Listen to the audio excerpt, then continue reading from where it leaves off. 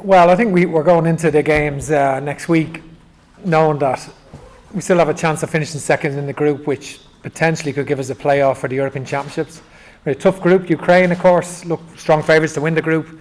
They've been amazing, really, Ukraine, considering all they've gone through, and terrific players. They've shown their quality overall. So they've got to play Scotland twice, which is interesting. But we've got to look after ourselves. We've got a tough game, obviously, in Hampden against Scotland. And then we go and play Armenia here, obviously, which we're looking forward to. And one of the 2016 Euros heroes, Robbie Brady, he's back in the squad first time since March 2021. Yeah, no, it's 18 months out of the squad for Robbie, and probably, if he is one of our better players for sure, all things being equal, but things haven't been equal for him because his body has let him down frequently, and that's been most unfortunate. And it's just good to see him. He's not in. He's only in on absolute merit. It's not in because we do admire him as a player and the talent that he possesses, but he's in because his performances for Preston have been different, really, for a left wing back. Like, he offers you different things. Very creative passer from that position, quality crossing, and just sees things so early. And he has played well in that position to date this season. I've been a few times to see Preston, obviously, and I've enjoyed his performances.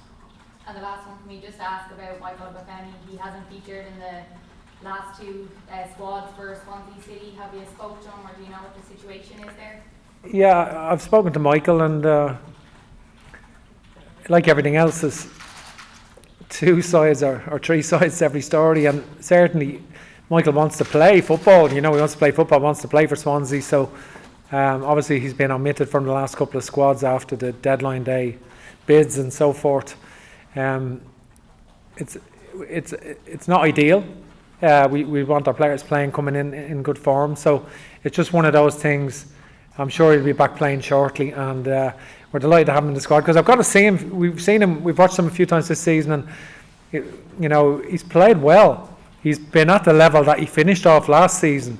Okay, maybe that's not been translated into the goals, but I seen him against Blackpool where he ran 60 yards.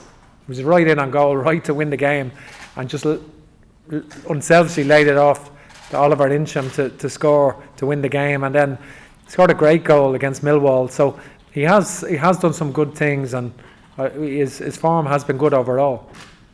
David?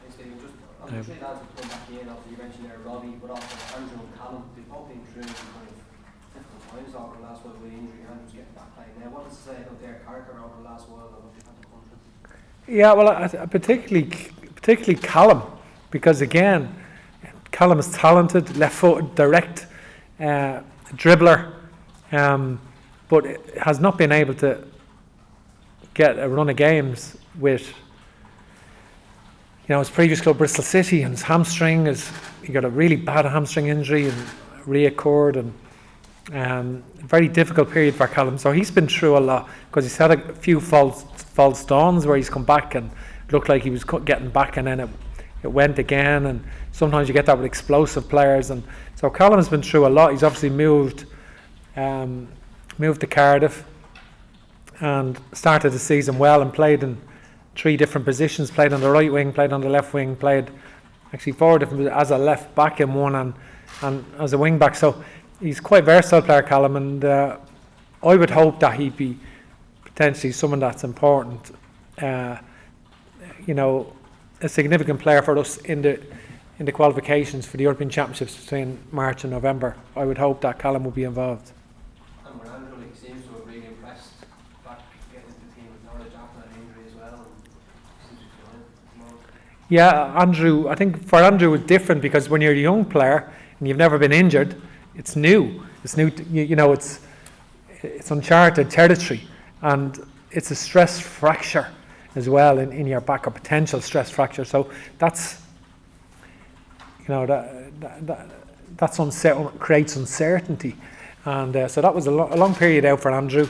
He burst on the scene, had a really exceptional start to his international career.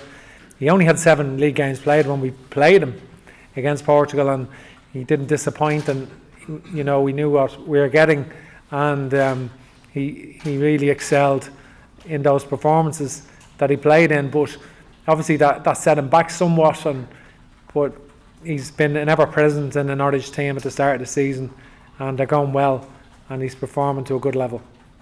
With Caoimhin, obviously he's not in the squad. We have had discussions on him last while with Liverpool. Obviously there's been the whole stuff with the injury after the last campaign, and obviously you were not. Like, you had to have a chat with him to see what the story is there. I think with Caoimhin, listen, in regard, if Caoimhin tweaks something in the game against Ukraine, it wasn't evident by his performance. Like, he performed very well in the game, done everything really well, and actually I honestly wasn't aware of him being injured at that time. And then not being included in this squad, is that injury still there? Is that prevalent? Or? Yeah, well,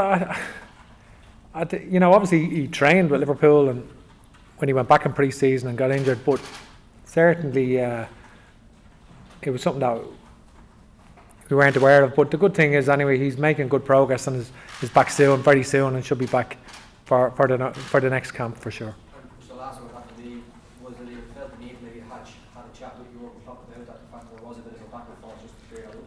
No, I haven't spoken to Jurgen Klopp, but the medical teams have been in constant contact, and so that's been evident. Obviously, Scott Hogan got a hat-trick last night. Obviously, that had a pretty good start to the season with Berkeley. Yeah, pleased, obviously, he's in your squad as well, so big things with the start to the season. Yeah, I think, and what a hat-trick last night. Like, they were absolutely, 3 goals were excellent, really top-class goals, and I must say, Scott wasn't in the Birmingham team regularly when, towards the end of last season, he had periods where he's out of the team, and then we had a 5-week gap between the championship finishes and our first game in the group. So that had its challenges for Scott, and obviously he had a goal sort of chalked off, if you like, against Scotland, was over the line, not given, but against Ukraine, he played 50 odd minutes, but certainly he wasn't at the level then, probably physically, than he is now. He's at a much different level now physically, because he's had a full pre-season, and he, under John Eustace, he has been sort of the main man at Birmingham, and even though he'd only got 2 goals going into last night, his work rate and the threat he was causing in the team that were, before they had their recent signings just in the team, they were struggling in the early part of the season, but he was still a focal point. And obviously I've been to see them a couple of times, and I've seen him scored against Norwich obviously last week in the game, and 2 weeks ago in the game in St Andrews, and that's probably one of the best nights of his career, I'd say.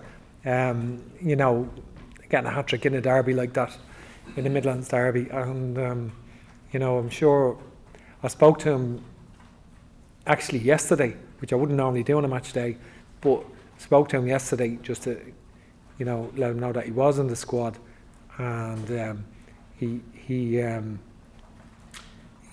obviously, it was a terrific performance last night for them to get the 3 goals.